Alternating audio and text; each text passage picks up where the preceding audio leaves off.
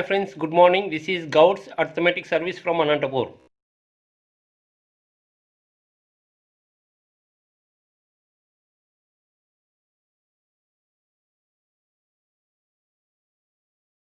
Eighty-seventh question. Cos x plus sin x is equal to root 2 times of cos x అయితే cot x విలువ ఎంత? So ఇక్కడ నాకు simply cos సైన్లు ఇచ్చాడు అన్ని, దాన్ని నేను కాట్లోకి కన్వర్ట్ చేయాలి. కాట్ అంటే కాస్ బై సైన్. సో అందుకే కాస్ బై సైన్ తెప్పడానికి నేను రెండు సైడ్లు సైన్ తోటి డివైడ్ చేస్తున్నాను.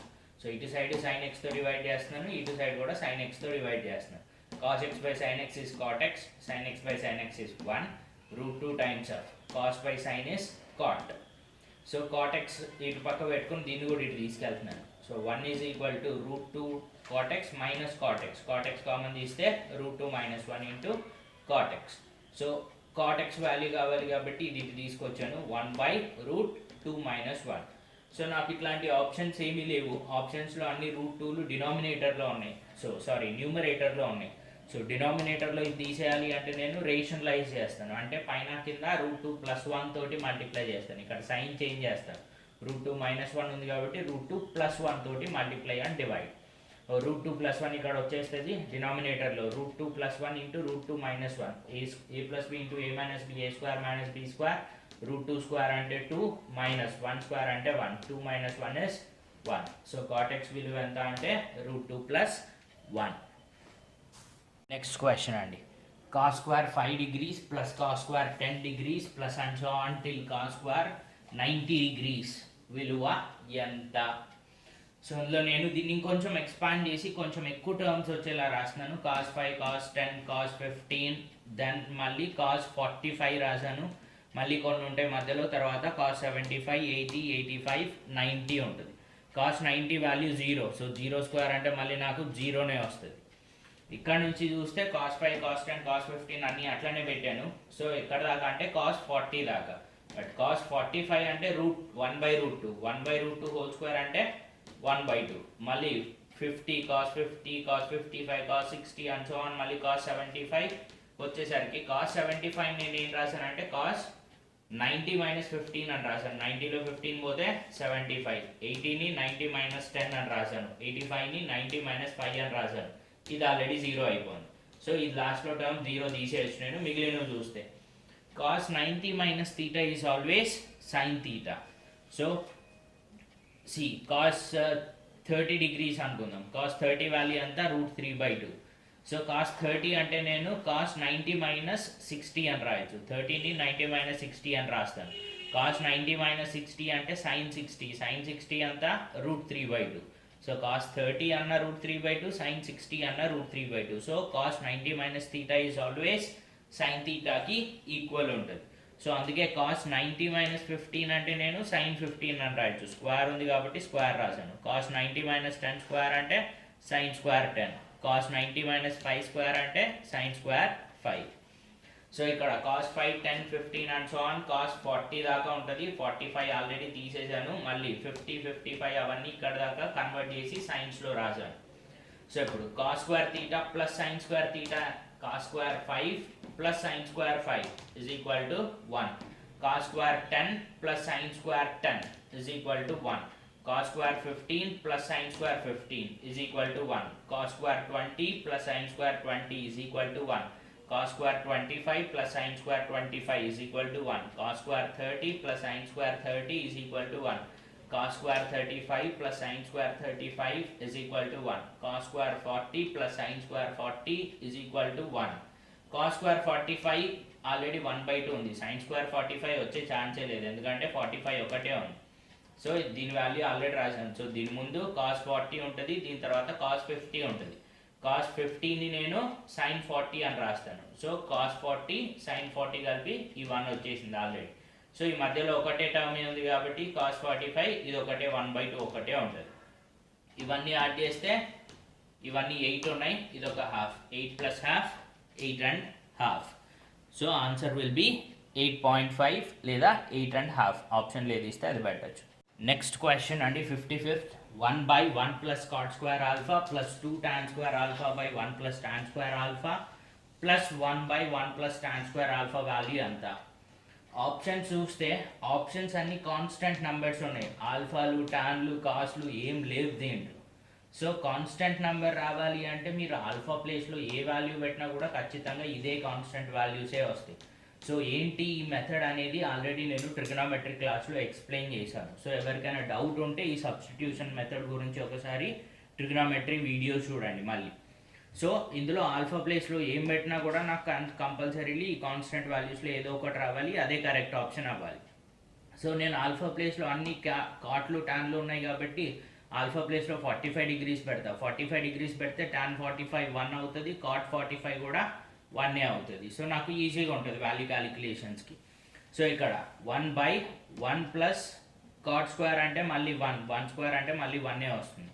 2 into 1 డివైడెడ్ బై మళ్ళీ 1 ప్లస్ 1, మళ్ళీ ఇక్కడ 1/1 ప్లస్ 1 స్క్వేర్ అంటే మళ్ళీ 1. సో 1/2 ప్లస్ 2/2 అంటే 1 plus 1/2.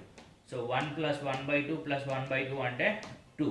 So option number 1 is correct.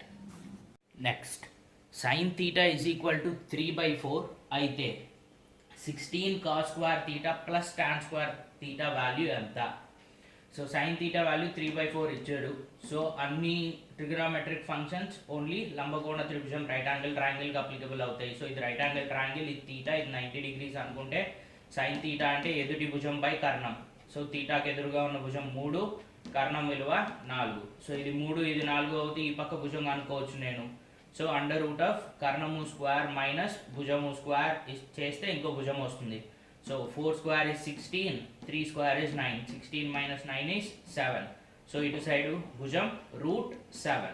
So ఇప్పుడు కాస్ తీటా అంటే 16 కాస్ స్క్వేర్ తీటా ఉంది, అందులో కాస్ తీటా అంటే ఆసన్న భుజం బై కర్ణం, ఆసన్న భుజం √7 కర్ణం 4. సో కాస్ తీటా అంటే √7/4, కాస్ స్క్వేర్ ఉంది కాబట్టి √7/4 హోల్ స్క్వేర్, 16 ఉంది 16 అట్లానే పెట్టాను.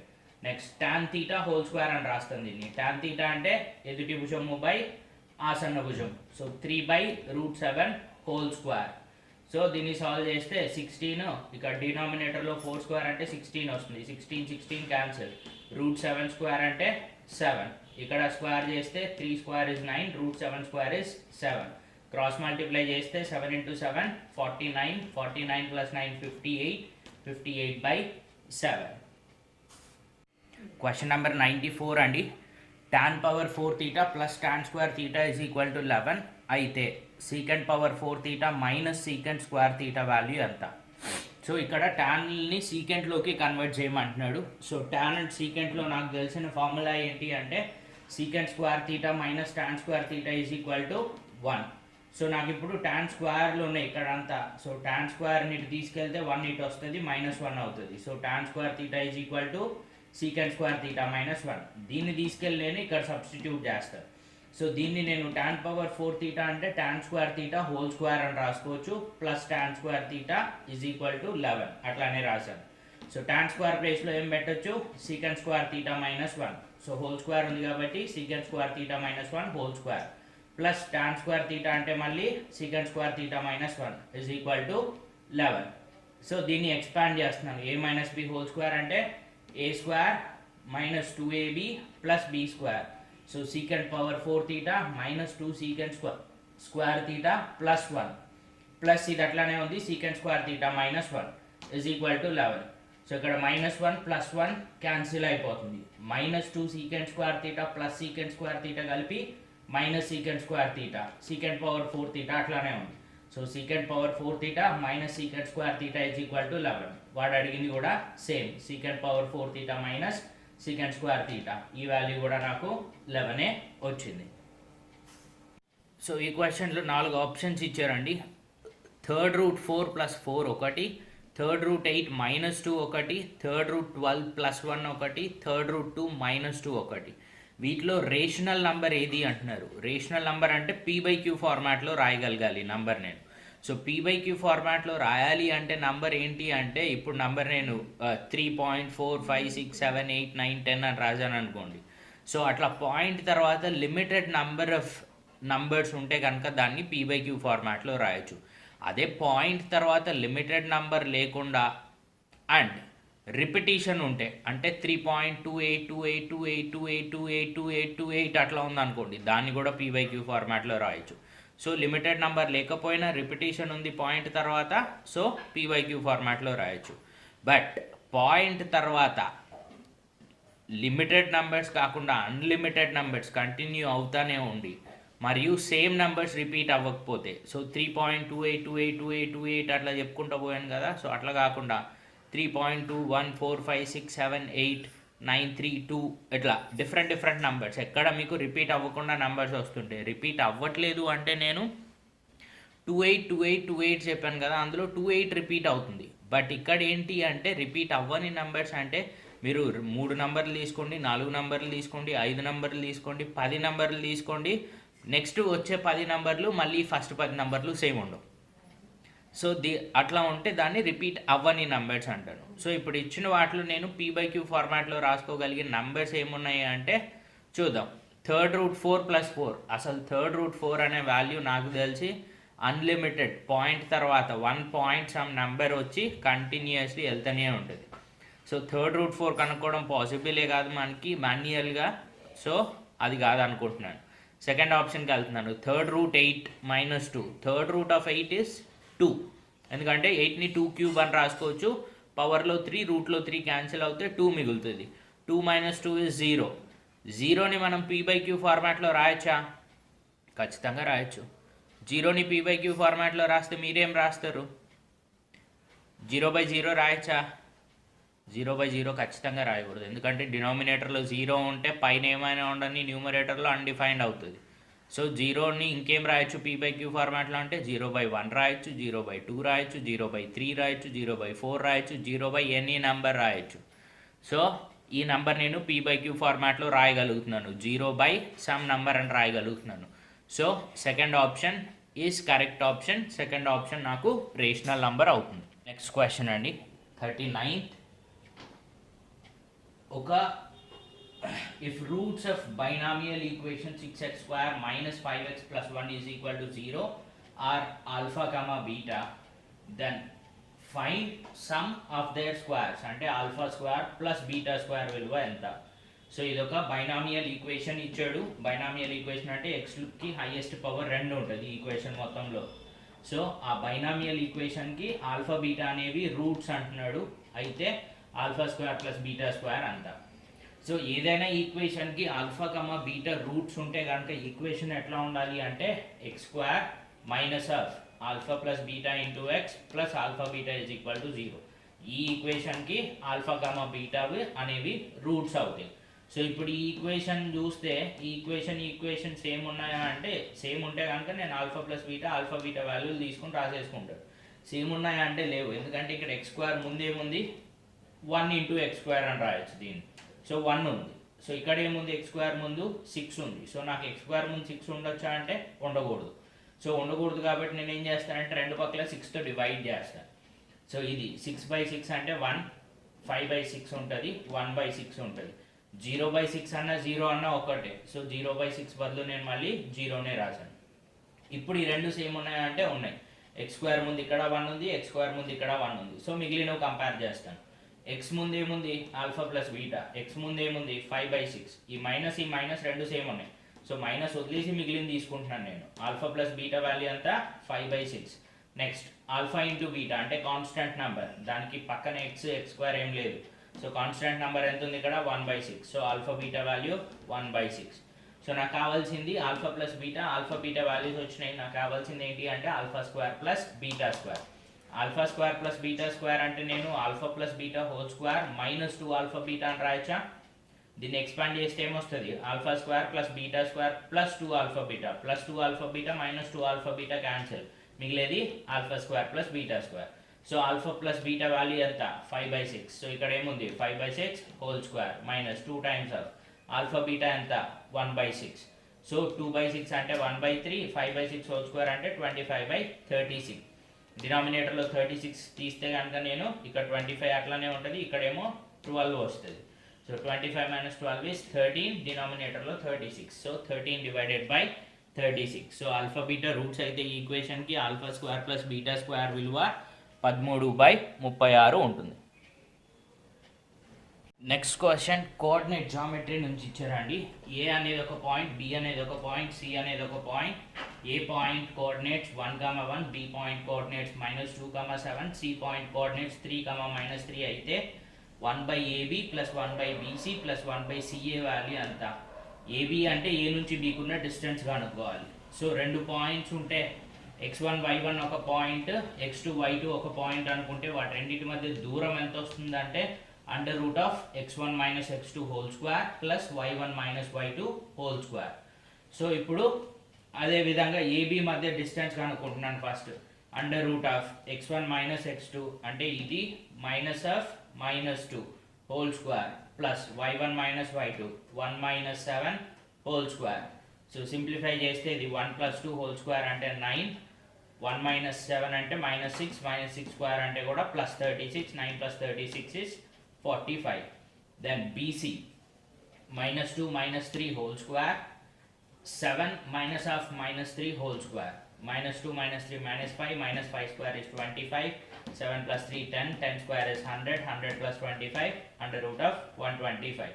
C నుంచి A కి డిస్టెన్స్ 3 - 1 2 + -3 - 1 2 is equal to 3 - 1 అంటే 2, 2² is 4, -3 - 1 is -4, -4² is 16, so 4 + 16 is √10.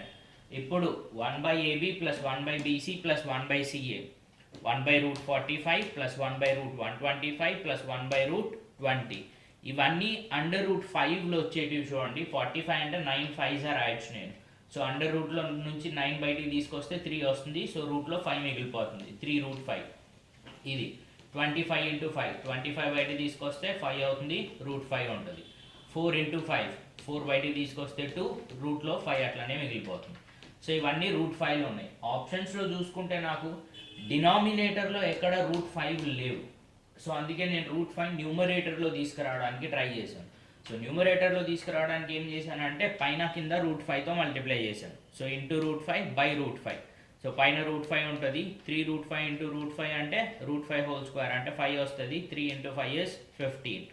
ఇక్కడ √5/√5 × √5 is 5, 5 5s are 25. √5/√5 × √5 5, 5 2s are 10. So √5 అన్ని న్యూమరేటర్లోకి తీసుకొచ్చాను. ఇప్పుడు 15, 25, 10కి LCM తీస్తే 150 వస్తుంది. సో 15 × 10 is 150 కాబట్టి 10 × √5 is 10√5. 25 × 6 is 150, సో ఇక్కడ కూడా 6√5. 10 × 15 is 150, సో 15√5. అన్నీ యాడ్ చేస్తే 31√5 / 150. So option number 4 is correct option. Question number 31 అండి. ఒక రాంబస్ యొక్క రెండు కర్ణాలు 12 సెంటీమీటర్లు మరియు 16 సెంటీమీటర్లు అయితే ఆ రాంబస్ యొక్క భుజాల మధ్య బిందువులను కలుపుతూ ఇంకొక రాంబస్ను నిర్మిస్తే ఆ చిన్న రాంబస్ యొక్క వైశాల్యం ఎంత అని అడుగుతున్నారు. సో ముందు పెద్ద రాంబస్లో రెండు కర్ణాలు ఇచ్చారు. సో D1 ఒకటి, D2 ఒకటి అనుకుంటే పెద్ద రాంబస్ యొక్క ఇది పెద్ద రాంబస్ యొక్క వైశాల్యం ½ × D1 × D2. So D1 D2 12 16 ఇచ్చారు. సో ½ × 12 × 16 96 cm² వస్తుంది. ఇప్పుడు చిన్న రాంబస్ వైశాల్యం కావాలి నాకు. సో చిన్న రాంబస్ వైశాల్యం కావాలి అంటే నేనేం చేశాను అంటే ముందు ఈ పెద్ద రాంబస్ యొక్క భుజాల మధ్య బిందువులను కలుపుతూ చిన్న రాంబస్ నిర్మించాను. తర్వాత ఈ చిన్న రాంబస్కి డయాగ్నల్స్ గీశాను, రెండు ఇట్లా ఒకటి రెండు డయాగ్నల్స్ కర్ణాలు గీశాను. ఇప్పుడు ఇది చూస్తే కరెక్ట్గా పెద్ద రాంబస్ చిన్న రాంబస్ ఈ పార్ట్ చూసుకుందాం. ఈ రాంబస్ ఈ పార్ట్లో చూస్తే కరెక్ట్గా మధ్యలో గీత గీశాను. పైన ఎంత ఉందో కింద అంతే ఉంటుంది. అంటే ఈ పార్ట్ ఏరియా ఎంత ఉంటే ఈ పార్ట్ ఏరియా అంతే ఉండాలి. సిమిలర్లీ ఇటు సైడ్ చూస్తే ఈ పార్ట్ ఏరియా సేమ్ ఉండాలి. ఇక్కడ చూస్తే ఇది సేమ్ ఉండాలి. ఇక్కడ చూస్తే ఇది సేమ్ ఉండాలి. అంటే నేను బయట ఎంత వదిలేస్తున్నానో లోపలికి అంత తీసుకుంటున్నాను చిన్న రాంబస్లోకి. పెద్ద రాంబస్లో బయట ఎంత వదిలేస్తున్నానో చిన్న రాంబస్లో లోపలికి అంతే తీసుకుంటున్నాను. సో ఎంత వదిలేస్తే అంత ఇక్కడ లోపల ఉండాలి అండ్ సేమ్ ఏరియా బయట వదిలేసి ఉండాలి. సో పెద్ద రాంబస్ ఏరియాలో ఈ చిన్న రాంబస్ ఏరియా ఖచ్చితంగా హాఫ్ ఉంటుంది. ఎందుకంటే హాఫ్ బయట వదిలేస్తే హాఫ్ లోపల తీసుకుంటున్నాను ప్రతి దగ్గర. సో చిన్న రాంబస్ వైశాల్యం పెద్ద రాంబస్ వైశాల్యంలో హాఫ్ ఉండాలి. సో చిన్న రాంబస్ వైశాల్యం ఎంత ఉంటుంది? 48 చదరపు సెంటీమీటర్లు ఉంటుంది. నెక్స్ట్ క్వశ్చన్ అండి, 26 భుజాలు గల ఒక పాలిగన్ యొక్క పాలిగన్లో ఎన్ని కర్ణాలు ఉంటాయి? సో 26 భుజాలు, అన్ని సమానమైన భుజాలు ఉండాలి, ఎందుకంటే రెగ్యులర్ పాలిగన్ అంటున్నారు. సో 26 సమాన భుజాలు గల ఒక డయాగ్రామ్లో ఎన్ని కర్ణాలు, ఎన్ని డయాగనల్స్ ఉంటాయి అని అడిగాడు. సో భుజాల సంఖ్య n అనుకుంటాను, n వాల్యూ 26. దాని కర్ణాలు కనుక్కోవడానికి formula n into n minus 3/2. So n value నాకు 26 ఉంది కాబట్టి 26 మైనస్ 3 అంటే 23 డివైడెడ్ బై 2 మల్టిప్లై చేస్తే 299. సో ఇట్లా 26 భుజాలు గల ఒక బహుభుజిలో ఎన్ని కర్ణాలు ఉంటాయి? 299 కర్ణాలు ఉంటాయి. క్వశ్చన్ నెంబర్ 47 అండి, త్రిభుజం యొక్క 3 భుజాలు 7, 24, 25 సెంటీమీటర్ల పొడవు ఉంటే ఆ త్రిభుజ భుజాల యొక్క మధ్య బిందువులచే ఏర్పడు త్రిభుజం యొక్క వైశాల్యం ఎంత? సో త్రిభుజం నేను ఏబిసి అనుకుంటున్నాను, దీని 3 భుజాలు 7, 24, 25. 7, 24, 25 రాగానే నాకు గుర్తొచ్చేది పైథాగరియన్ ట్రిప్లెట్స్, ఎందుకంటే 7 square plus 24 square is equal to 25 square. అంటే ఈ పెద్ద త్రిభుజం ఏదైతే ఉందో అది ఖచ్చితంగా లంబకోణ త్రిభుజం అయి ఉండాలి. లంబకోణ త్రిభుజంలో 3 భుజాల్లో ఏది ఎక్కువ ఉంటే అది ఖచ్చితంగా కర్ణం అవుతుంది. ఇంకా మిగిలిన 2 భుజాలు ఎక్కడైనా గీసుకోండి మీరు, పర్లేదు, ఇది ఇటు గీసినా కూడా ఓకే. సో 25 కర్ణం, 7, 24 ఒకటి భుజము, ఒకటి ఎత్తు అవుతుంది. సో ఇక్కడ లంబకోణం ఉంటుంది 7కి 24కి మధ్యలో. సో దానికి ఎదురుగా ఉన్నది కర్ణం ఉండాలి. ఇప్పుడు ఈ భుజం యొక్క మధ్య బిందువు, ఈ భుజం యొక్క మధ్య బిందువు, ఈ భుజం యొక్క మధ్య బిందువు తీసుకుని ఆ 3 మధ్య బిందువుల్ని కలిపితే ఒక చిన్న త్రిభుజం ఏర్పడుతుంది. ఆ త్రిభుజానికి నేను డిఈఎఫ్ అని పేరు పెట్టాను. ఈ చిన్న త్రిభుజం యొక్క వైశాల్యం కనుక్కోవాలి నేను. సో ఈ చిన్న త్రిభుజ వైశాల్యానికి పెద్ద త్రిభుజ వైశాల్యానికి రిలేషన్ ఉంటుంది. సో దానికంటే ముందు పెద్ద త్రిభుజం యొక్క వైశాల్యం కనుక్కుంటాను. సో ట్రయాంగిల్ ఏబిసి యొక్క వైశాల్యం ఎంత అంటే 1/2 ఇంటూ భూమి ఇంటూ ఎత్తు. 1/2 ఇంటూ భూమి 24, ఎత్తు 7. So 2 12 into 7 84. ఇవన్నీ సెంటీమీటర్లో ఉన్నాయి కాబట్టి ఇక్కడ సెంటీమీటర్ స్క్వేర్, చదరపు సెంటీమీటర్లో వస్తుంది. సో పెద్ద త్రిభుజం ఏబిసి త్రిభుజం వైశాల్యం 84 చదరపు సెంటీమీటర్లు. ఇప్పుడు చిన్న త్రిభుజ వైశాల్యానికి ఈ పెద్ద త్రిభుజ వైశాల్యానికి రిలేషన్ ఏంటి అంటే ఇక్కడ 4 త్రిభుజాలు ఏర్పడుతున్నాయి చూడండి. ఇదొక త్రిభుజం ఏడిఈ త్రిభుజం, మళ్ళీ ఇదొక త్రిభుజం బిడిఎఫ్ త్రిభుజం, ఇదొక త్రిభుజం డిఈఎఫ్ త్రిభుజం, ఇదొక త్రిభుజం ఈఎఫ్సి త్రిభుజం. పెద్ద త్రిభుజాన్ని నేను 1, 2, 3, 4 త్రిభుజాలు చేశాను. ఆ 4 త్రిభుజాల వైశాల్యం ఖచ్చితంగా సమానంగా ఉంటుంది. సో ఈ 4 త్రిభుజాల వైశాల్యాలు సమానంగా ఉండాలి. సో 4 త్రిభుజాల వైశాల్యాలు కలిపితే పెద్ద త్రిభుజ వైశాల్యం రావాల్సింది, ఎందుకంటే 4 కలిపేస్తే ఇంకా మిగిలిన పోర్షన్ ఏం లేదు, పెద్ద ట్రయాంగిల్ వచ్చేస్తుంది. సో ప్రతి త్రిభుజ వైశాల్యం ఎంత ఉంటుంది అంటే పెద్ద దాంట్లో 1/4 ఉంటుంది. సో ప్రతి త్రిభుజ వైశాల్యం చిన్న త్రిభుజాలవి 1/4 ఆఫ్ పెద్ద త్రిభుజ వైశాల్యం. సో నాకు కావాల్సింది డిఈఎఫ్ వైశాల్యం కనుక్కోమన్నాడు. ఇది ఎంత ఉంటుంది అంటే 1/4 of ABC area. ABC area 84. So 1/4 into 84 అంటే 21 చదరపు సెంటీమీటర్లు. సో మధ్య బిందువులు డిఈఎఫ్ని కలిపితే వచ్చే త్రిభుజం యొక్క వైశాల్యం 21 చదరపు సెంటీమీటర్లు.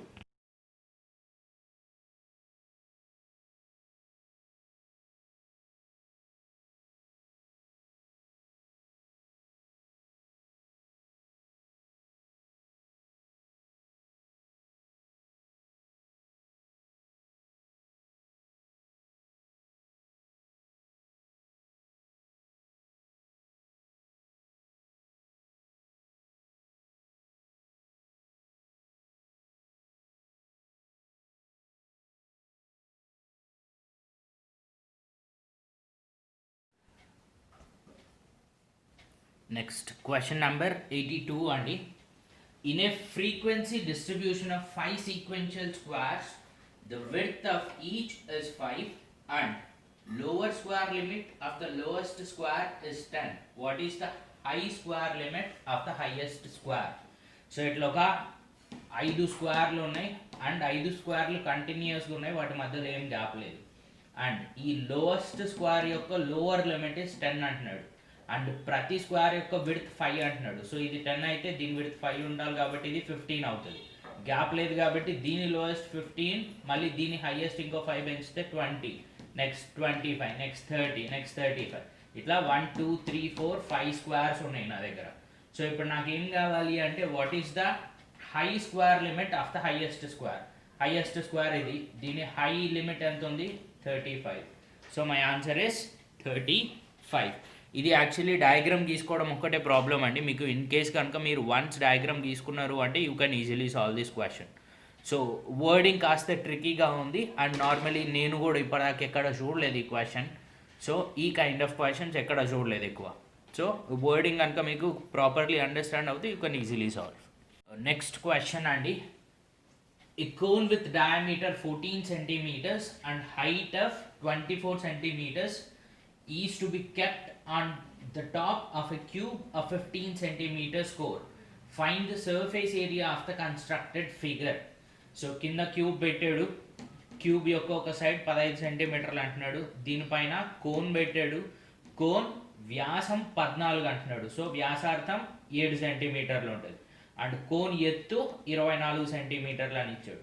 సో ఇట్లా క్యూబ్ పైన కోన్ పెడితే, నేను 3D డయాగ్రామ్ గీయలేదు, క్యూబ్ని కూడా ఓన్లీ చతురస్రం లాగా కనిపించేలాగానే గీసాను, ఎందుకంటే 3D డయాగ్రామ్ రిప్రజెంటేషన్ కష్టం ఉంటుంది డ్రా చేయడం. సో క్యూబ్ పైన కోన్ పెడితే ఇట్లాంటి కోన్, ఆ రెండు ఫిగర్లు కలిపేసిన ఫిగర్ వస్తుంది కదా, దాని యొక్క ఉపరితల వైశాల్యం ఎంత అన్నాడు. సో ఉపరితల వైశాల్యం అంటే ఏంటి అంటే ఈ రెండు డయాగ్రామ్లో మీరు ఎంతైతే ఏరియా టచ్ చేయగలుగుతారో దాన్ని ఉపరితల వైశాల్యం అంటారు. నేను ఈ డయాగ్రామ్ని ఇక్కడ టచ్ చేయొచ్చు, ఇక్కడ టచ్ చేయొచ్చు, ఇక్కడ టచ్ చేయొచ్చు, లోపల టచ్ చేయొచ్చు అంటే కుదరదు, ఎందుకంటే క్యూబ్ అంటే రూమ్ లాగా, క్లోజ్డ్ రూమ్ అనుకోండి. క్లోజ్డ్ రూమ్లో మీకు లోపలికి వెళ్ళే దారి లేనప్పుడు లోపల సైడ్లు మీరు టచ్ చేయగలుగుతారా? చేయలేరు. సో ఇది కూడా అంతే. సో మీరు ఓన్లీ బయట సైడ్లు మాత్రమే టచ్ చేయగలుగుతారు, ఇక్కడ టచ్ చేయగలుగుతారు, ఇక్కడ టచ్ చేయగలుగుతారు. ఇక్కడ టచ్ చేయగలుగుతారా మీరు? లేదు. ఇక్కడ టచ్ చేయగలుగుతారా? అవును. ఇక్కడ ఎందుకు టచ్ చేయలేమంటే ఆల్రెడీ క్యూబ్ పైన ఇది పెట్టి క్లోజ్ చేస్తాను నేను, సో ఇక్కడ టచ్ చేయలేము. బట్ అదే ఈ మూలకు వచ్చేసరికి టచ్ చేయగలుగుతాను, ఎందుకంటే ఓపెన్ ఉంది. సో నేను ఉపరితల వైశాల్యం కనుక్కోవాలి. ఇప్పుడు ఉపరితల వైశాల్యంలో క్యూబ్కి 6 తలాలు ఉంటాయి. 6 తలాల్లో ఒక తలం ఇక్కడ ఆల్రెడీ పోయింది. సో ఇంకెన్ని తలాలు ఉంటాయి? 5 తలాలు ఉంటాయి. సో ఒక్కొక్క తలం అన్ని చతురస్రాలే. సో ఒక తలం యొక్క వైశాల్యం a స్క్వేర్, అట్లాంటి నావి 5 తలాలు ఉన్నాయి. So 5a². తర్వాత ఇక్కడికి వస్తే ఈ సైడ్ మొత్తం తీసుకుంటే కనుక నేను ఈ సైడ్కి కూడా a² రావాలి. బట్ ఆ a²లో నాకు నేను మధ్యలో ఈ సర్కిల్ పెట్టాను. సో ఆ సర్కిల్ ఏరియా తీసేస్తే మిగిలిన ఏరియా వస్తుంది. సో a²లో సర్కిల్ ఏరియా అంటే πr² తీసేస్తున్నాను, ప్లస్ దీని వక్రతల వైశాల్యం కనుక్కోవాలి ఇంకా నేను, ఎందుకంటే వక్రతల వైశాల్యం కూడా నేను టచ్ చేయగలుగుతాను కాబట్టి అది కూడా యాడ్ చేయాలి. సో వక్రతలం వైశాల్యం కనుక్కోవడానికి ఫార్ములా πrl. సో ఇందులో నాకు a అంటే 15, a అంటే 15, r అంటే దీని వ్యాసార్థం 7, r అంటే 7, l అంటే నాకు 7 ఇచ్చారు, హైట్ 24 ఇచ్చారు. సో l అంటే ఇది కనుక్కోవాలి నేను. సో ఇది కనుక్కోవాలంటే ఇక్కడ లంబకోణ త్రిభుజం ఏర్పడుతుంది, 24కి 7కి మధ్యలో లంబకోణం ఉంటుంది. సో ఈ లంబకోణ త్రిభుజంలో నాకు 2 భుజాలు ఉన్నాయి, కర్ణం కావాలి. 7 24 పైథాగోరియన్ ట్రిప్లెట్ ఏమొస్తుంది? 25. So L value 25. So value substitute చేశాను. a అంటే 15, a అంటే 15, r అంటే 7, r అంటే 7, l అంటే 25. సబ్స్టిట్యూట్ చేసి సాల్వ్ చేశాను. సాల్వ్ చేస్తే నాకు 1746 సెంటీమీటర్ స్క్వేర్ వచ్చింది ఉపరితల వైశాల్యం.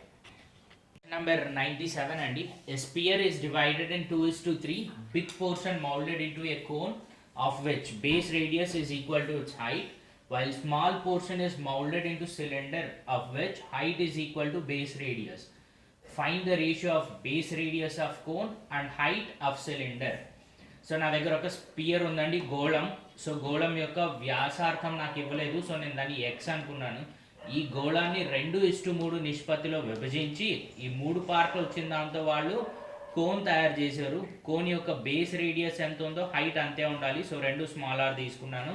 అండ్ ఈ రెండు పోర్షన్లు వచ్చిన దాంతో ఏమో ఒక సిలిండర్ తయారు చేశారు. సిలిండర్ బేస్ రేడియస్ హైట్ రెండు సేమ్ ఉండాలి. సో రెండింటిని క్యాపిటల్ ఆర్ తీసుకున్నారు. సో ఇప్పుడు ఈ గోళాన్ని వీటి రెండింటి కింద డివైడ్ చేస్తున్నాడు, లేదా 2:3లో డివైడ్ చేస్తున్నాడు. అంటే ఏం డివైడ్ చేస్తున్నాడు? గోళం యొక్క ఘన పరిమాణాన్ని, అంటే గోళాన్ని కరిగించి దాన్ని 5 పార్ట్లు చేసి 3 పార్ట్లతో దీన్ని తయారు చేశాడు, 2 పార్ట్లతోటి దీన్ని తయారు చేశాడు. సో ముందు గోళం ఘన పరిమాణం ఎంత అంటే 4/3 పై ఎక్స్ క్యూబ్. సో 4/3 పై ఎక్స్ క్యూబ్లో నుంచి దీన్ని మొత్తం 5 పార్ట్లు చేయాలి. 5 పార్ట్లు 2 పార్ట్లు ఇక్కడ ఇచ్చాను. సో 2 అవుట్ ఆఫ్ 5 పార్ట్లు ఇంటూ దీని ఘన పరిమాణం. 3 పార్ట్లు ఇక్కడ ఇచ్చాను. 3 అవుట్ ఆఫ్ 5 పార్ట్లు ఇంటూ ఘన పరిమాణం. సో ఈ ఘన పరిమాణంతో దీన్ని, ఈ ఘన పరిమాణంతో దీన్ని తయారు చేశాను. తయారు చేసిన తర్వాత సో ఇప్పుడు దీని ఘన పరిమాణం ఈ వాల్యూకి ఈక్వల్ ఉండాలి కదా, ఎందుకంటే దీంతో దీన్ని చేసింది నేను. సో దీని ఘన పరిమాణం ఎంత? Pi r square h. Pi r square అంటే క్యాపిటల్ ఆర్ స్క్వేర్, హెచ్ అంటే కూడా మళ్ళీ క్యాపిటల్ ఆరే వస్తుంది. So pi into r square into r, pi r cube. ఆ పై ఆర్ క్యూబ్ వాల్యూ దీనికి ఈక్వల్ ఉండాలి. దీని ఘన పరిమాణం ఎంత? 1/3 pi r square h. 1/3 pi r square, h అంటే కూడా మళ్ళీ ఆరే. సో 1/3 పై ఆర్ క్యూబ్ అవుతుంది. ఇజ్ ఈక్వల్ టు ఈ వాల్యూకి ఈక్వల్ ఉండాలి. సో నేను ఇది డివైడెడ్ బై ఇది చేశాను. అన్నీ క్యాన్సిల్ అవ్వంగా మిగిలేది మీకు 3r³ by R cube. Capital R cube by small R cube is equal to 2/3.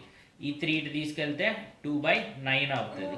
So √3 అటు తీసుకెళ్తే capital R by small R is equal to 3/√2 by 3/9. వాడు అడిగింది క్యాపిటల్ ఆర్ బై స్మాల్ ఆరా, స్మాల్ ఆర్ బై క్యాపిటల్ ఆరా? Small R by capital R. So ఇది reverse చేస్తాను. 3/9 by 3/2. And question number 2. The hemispheres of the same diameter as that of cylinder are attached to the ends of a cylinder of diameter 7 centimeters and height of 10 centimeters. Find the surface area of the solid.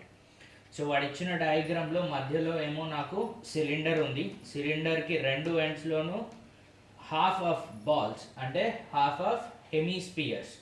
So స్పియర్స్లో half attach చేసాడు, ఇటు side ఒకటి ఇటు side ఒకటి.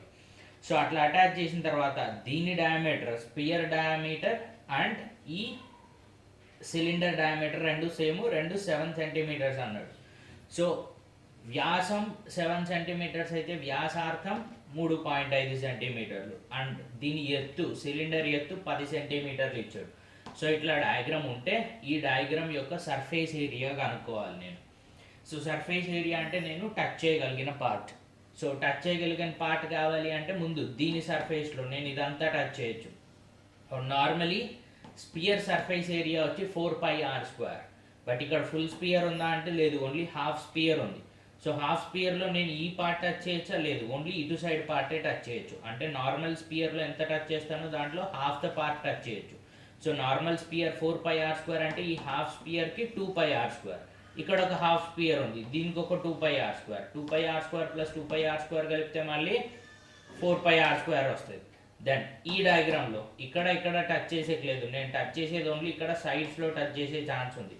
So cylinder sides area కావాలి నాకు. So cylinder lateral surface area తీసుకుంటే cylinder lateral surface area value 2πrh, ప్రక్కతల వైశాల్యం సిలిండర్కి. సో సిలిండర్ ప్రక్కతల వైశాల్యం 2πrh. నేను ఇక్కడ పైన కింద టచ్ చేసేయలేదు, పైన కింద టచ్ చేసేకుండా ఉంటే సిలిండర్ దాన్ని కూడా నేను యాడ్ చేసేవాడిని. ఇక్కడ ఒక సర్కిల్, ఇక్కడ ఒక సర్కిల్ ఉంది, అది లేదు కాబట్టి ఓన్లీ 2πrh తీసుకున్నాను. సో ఫార్ములాలో సబ్స్టిట్యూట్ చేస్తాను. ఆర్ వాల్యూ 3.5, ఆర్ వాల్యూ 3.5, పై అంటే 22/7, పై అంటే 22/7. ఇక్కడ హెచ్ ఎక్స్ట్రా ఉంది, హెచ్ వాల్యూ ఎంత అంటే 10 సెంటీమీటర్స్. సో సాల్వ్ చేస్తే నాకు ఎంత వచ్చింది value? 374 square centimetres or centimetre square.